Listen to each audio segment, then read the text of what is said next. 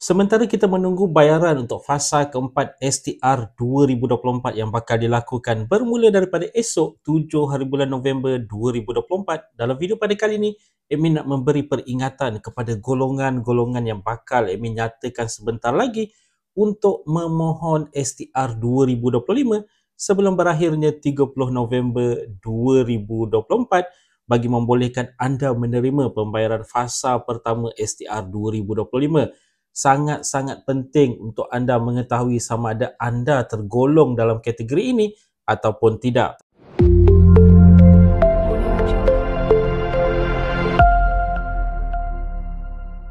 Assalamualaikum, salam sejahtera. Jumpa lagi di channel Heruan Nebi. Okay guys, kepada mereka yang belum lagi subscribe ke channel ini, jangan lupa tekan pada butang subscribe, tekan juga pada butang loceng. Thank you guys. Okay, berkaitan dengan STR 2025 yang mana sekarang ini permohonannya telah pun dibuka.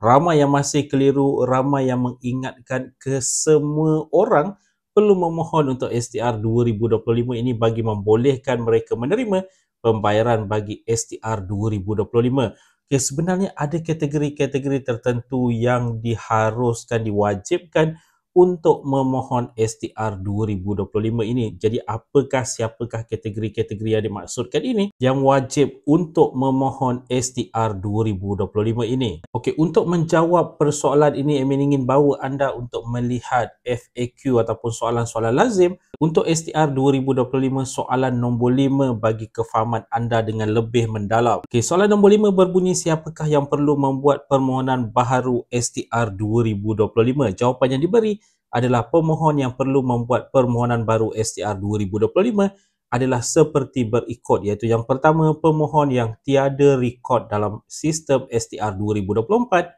serta berpendapatan isi rumah RM5,000 dan ke bawah atau berpendapatan RM2,500 dan ke bawah untuk individu bujang, tiada pasangan ataupun tiada anak yang menepati syarat kelayakan. Jadi kalau diikutkan daripada soalan lazim yang telah pun dimaktubkan untuk STR 2025 ini, apa yang perlu anda lakukan adalah memastikan terlebih dahulu sama ada nama anda wujud ataupun tidak dalam STR 2024 STR tahun ini. Kalau katakanlah sekarang ini anda menyemak dalam sistem STR di MySTR, sebagai contoh, anda menyemak masukkan nombor MyCard anda, kemudian password ataupun kata laluan tertera tiada rekod, bermakna anda belum pernah dapat STR 2024. Ini adalah antara kategori ataupun golongan yang harus ataupun wajib untuk memohon STR 2025. Dan syarat seterusnya yang ditetapkan adalah kalau katakanlah anda berada dalam kategori isi rumah, anda perlu mempunyai pendapatan isi rumah RM5,000 ataupun ke bawah untuk membolehkan anda dilayakkan STR 2025. Manakala kalau katakanlah anda berada dalam kategori bujang, bujang warga emas ataupun ibu tunggal ataupun bapa tunggal yang tidak mempunyai tanggungan anak, pendapatan anda haruslah RM2,500 dan ke bawah untuk membolehkan anda layak bagi STR 2025 ini. Jadi perkara pertama yang perlu anda lakukan sekarang ini adalah menyemak terlebih dahulu sama ada nama anda berada dalam STR 2024 ataupun tidak. Ataupun secara tidak langsung bolehlah diperkatakan kalau katakanlah STR 2024 ini anda tidak pernah menerima sejak daripada fasa pertama, fasa kedua, fasa ketiga dan fasa keempat yang bakal dibayar ini, bermakna anda belum pernah berada dalam STR 2024. Jadi kalau anda menepati syarat pendapatan yang telah pun ditetapkan sebentar tadi, anda boleh memohon untuk STR 2025 ini. Jadi antara golongan yang sudah semestinya lah yang banyak bakal memohon untuk STR 2025 untuk permohonan baru ini adalah kategori bujang yang baru menginjak usia 21 tahun pada tahun hadapan tahun 2025. Okay, untuk berkaitan dengan usia bagi kategori bujang 21 ke 59 tahun ini, Amin banyak juga menerima pertanyaan sebagai contoh, kalau katakanlah tahun 2024, tahun sekarang ini, umur mereka katalah 20 tahun, tahun hadapan tahun 2025 baru menginjak ke usia 21 tahun. Jadi bagi mereka yang menginjak ke usia 21 tahun pada tahun hadapan, adakah harus menunggu bulan kelahiran ataupun mereka sudah boleh memohon daripada sekarang?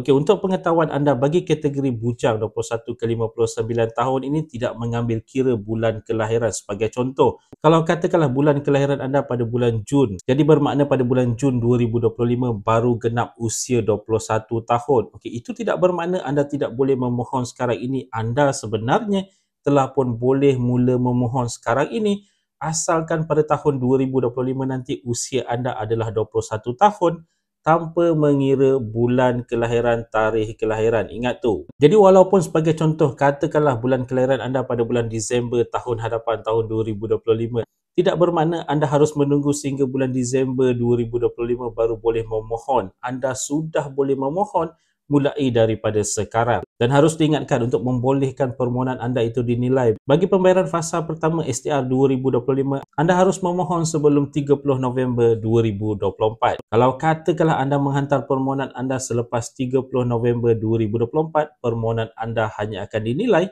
untuk pembayaran fasa kedua STR 2025. Bermakna anda telah pun terlepas pembayaran fasa pertama STR 2025 nanti. Dan ada juga yang bertanya kepada admin, sebagai contoh untuk kategori ibu tunggal ataupun bapa tunggal yang tidak mempunyai tanggungan anak bersekolah, bermakna tidak mempunyai anak yang berumur 18 tahun dan ke bawah yang boleh dikategorikan sebagai tanggungan anak. Dan kalau katakanlah ibu tunggal ataupun bapa tunggal ini berumur di bawah 60 tahun, jadi mereka ini bakal dikategorikan sebagai kategori bujang, bukannya kategori isi rumah. Ingat tu, bukan kategori isi rumah, tetapi kategori bujang, kerana mereka ini tidak mempunyai tanggungan anak yang berusia 18 tahun dan ke bawah yang boleh dikategorikan sebagai tanggungan anak. Kalau katakanlah mereka ini mempunyai tanggungan anak yang berusia 18 tahun dan ke bawah ini, barulah ibu ataupun bapa tunggal ini boleh dikategorikan sebagai kategori isi rumah. Jadi anda harus ingat